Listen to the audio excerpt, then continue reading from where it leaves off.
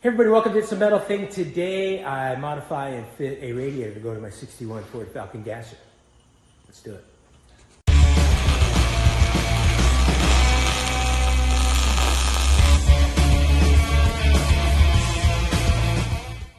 All right, second time I've done this. I did this with a fuel pump and now this.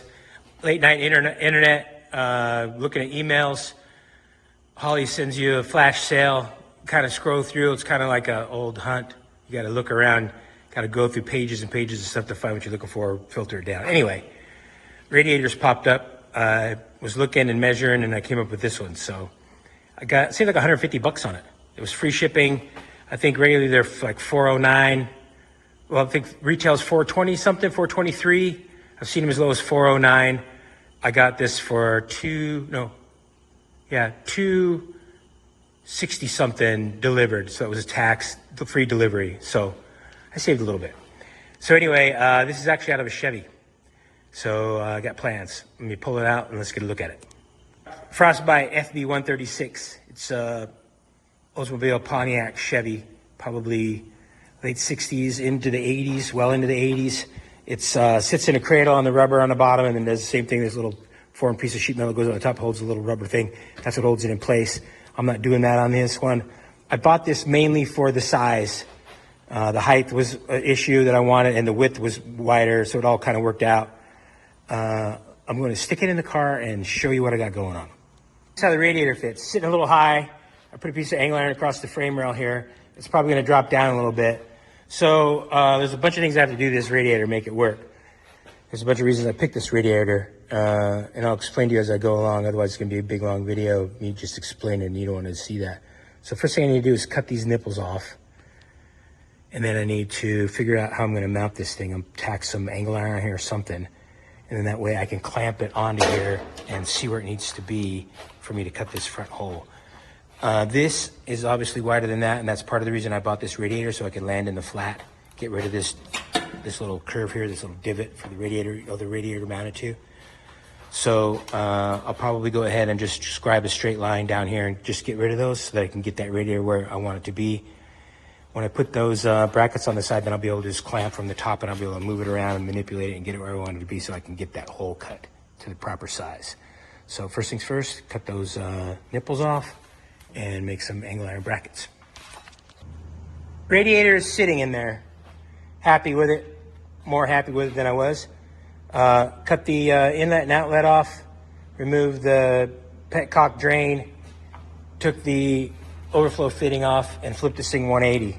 Since the flow is going to be different and the tanks are different shapes on each end, I figured it'd be better to have it the way it originally was made. So the upper tank nipple goes here, the lower side over there, so it all works out. Also, a little added benefit of that is you don't see the unused automatic transmission cooler fittings. So it needs to come down some. I have room here, I can drop it down. I think this will work where it is, but some of the radiator core is getting hidden behind the support here. So I can just drop it down right now. It's just sitting on this piece of angle iron. So what I need to do is I'll make some angle iron or some angle aluminum tabs, figure out where they need to go. They're different on each side. I have this vent over here that I have to worry about. So I'll probably just go from here down. But get some tabs on here, kind of figure out what kind of space I need in here. This angle iron is sticking out because of this bolt here. I'll cut that bolt off. Through this angle iron, that'll allow me to bring this in a little bit more, get it all more flush on the face here. Once I get those tabs on, then I can kind of move it around and figure out where I want it optimally, height and side to side. Then I can trim up these holes a little bit better, make it fit tighter, and then mount it. And that's next. All right, I decided that before I could make the brackets, I needed to get this thing placed where it needed to be. So I lowered the radiator down 3/4 of an inch. I took the piece of angle iron that was going across, cut a couple pieces, clamped it to the frame rail. I dropped it down about 3/4 of an inch, put a piece of flat bar across there. Actually dropped down an inch, put a piece of flat bar across there. Really, it's 7/8 of an inch, but you don't really need to know that, do you? So then I trimmed these edges. I got them pretty straight. I'm gonna have to put some black paint on here just to double check and make sure it's straight. It's hard with the multicolor to be able to tell exactly if it's straight or not. I think it is, but if you put some paint on there, make it a solid color, it's easier to see what you're doing.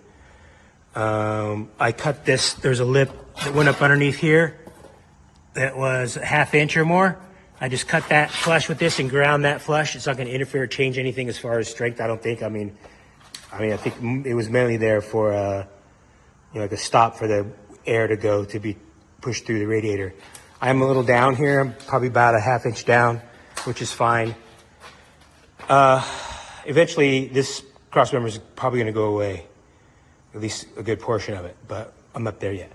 So now that I have this where I want it, I got a nice gap here, and this is where I'm going to make it, but the problem is these are going to touch. This little indentation here is going to touch.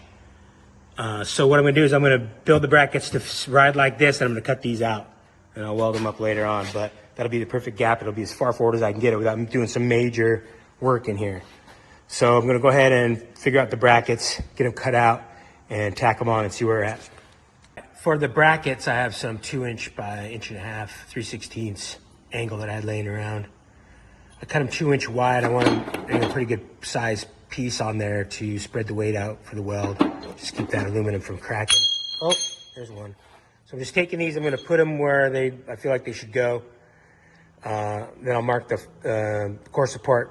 I'm going to drill those out, get these mounted back, and then put the radiator back in and scribe around the radiator so that I can pop this out and tack these on, and hopefully everything lines up and it's pretty much mounted then.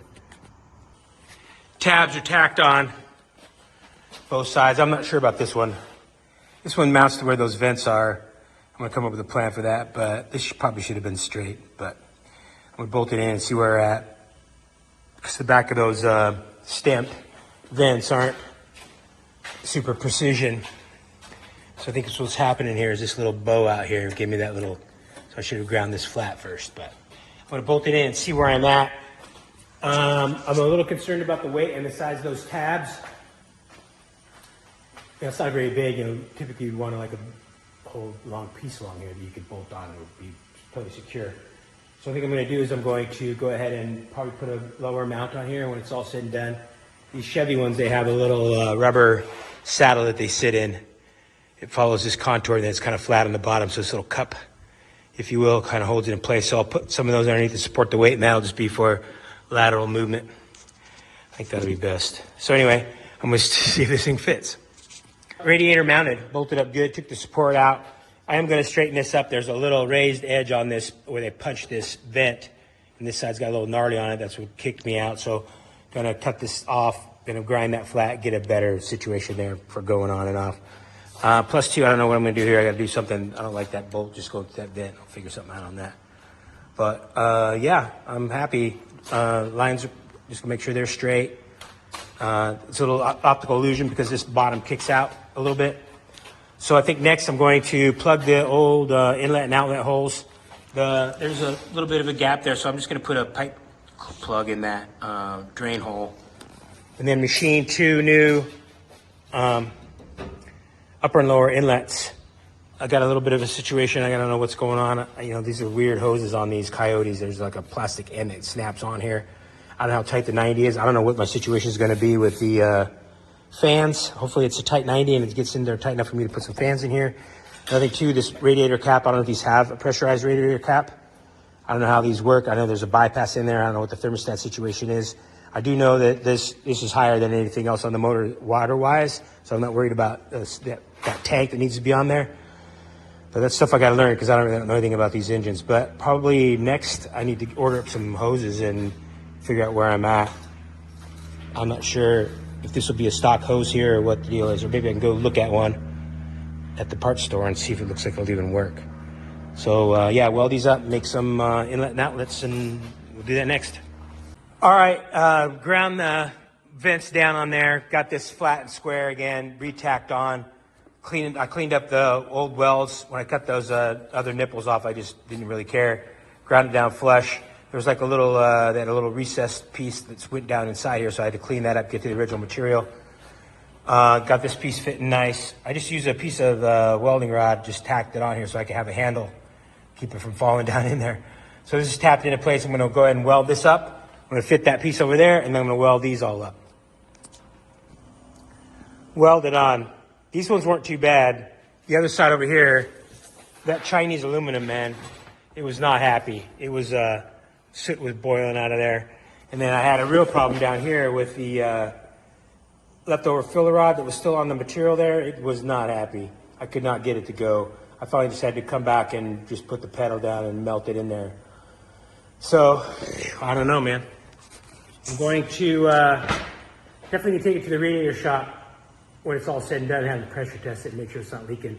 So now I'm going to get those aluminum tubes that I showed you earlier. I'm going to turn them down and make the inlet and outlet. That's next. Like that. Had to bore it a little bit just to get the ID right. So I'm just going to take the cutoff tool and cut this. Probably leave a little bit of a lip on here, and then maybe put a notch on the backside just so it'll key in the hole. I'll get a nice fit in there and give me some material to weld to. So I'm cut that off and then make another one. Okay, like that. 1.25 hole saw. Of course, it hogs out a little bit, right? So that fits in there good. This fits in here good. I'm happy with it. When you're done doing all the holes and stuff, make sure you clean all the crap out. So I had a vacuum cleaner and an air hose blowing, swirling stuff around, trying to get as much as I could out. So now I'm going to go ahead and weld these on and hope for the best. I hit it with a DA to clean it up. Might hit it with some acetone and then give it a shot. Weld it on. This one, not too bad. Not too sad about that one. This one, when I come around to this weld, I really had to melt it in. It did not want to go. There's like a soot bubble in there that wouldn't take. I had to put the coals to it. But I think it'll hold. So yeah, I gotta just double check, take it down and have it tested at a radiator shop. You know, they got their tools, they just shove stuff in there, they dunk it in a tank. So all I have left to do is the petcock for the drain, but I'm not sure if I'm gonna do that yet. I'm gonna put it in. I'm not really sure what's gonna happen with that cross member. So that could be something that's done at the end. But yeah, I'm gonna stick this thing in. Bolted in. I'm pretty happy with the way it turned out. I think it's gonna work. Hope it has enough cooling. I don't know, we'll see. My buddy, he's got a 64 two-door wagon that he's putting a earlier model 5.0 in, and he's got some European fan that he says is all the rage. He read about on the message boards and stuff, so I might look into that. My biggest concern now is a radiator hose. So Mishimoto makes a hose for a 16 Mustang. It has this plastic thing that snaps on here, and it's separate from the hose. The ones you buy from like Gates and the factory one, the hose is actually part of this plastic piece. The good thing with that one is I'll be able to rotate it around. There is, I was feeling around, there is a little edge on here, like a little key on here that locks that thing into place. I can grind that off. It's an O-ring seal, so the O-ring goes up against this taper here, and then there's a little spring-loaded piece of metal that goes in there that holds it into place. So I don't think it's going to matter where it's at in relationship to this piece. I think the O-ring is going to allow it to be turned. So I'm thinking I can turn this and run that hose parallel with the front of the engine and then come up here and just suck it in here. I'm eventually going to run a Holley. I was going to go with the low rise because I didn't think I'd have room, but I think I'm going to have room to run the taller one. That'll move the throttle body up. That'll allow me to get a better angle on this without the drive-by-wire things in the way. So to do what I want to do with the hose, I got to worry about room for a fan in here. Also, too, this is out here a little bit. I'm probably going to have to. You can get on Gates, just kind of thumb through and go through and just look at stuff you think might work. And I think I might have to cut and put a splice in there so I can turn and get the angle that I want. Not 100% sure, but we'll see.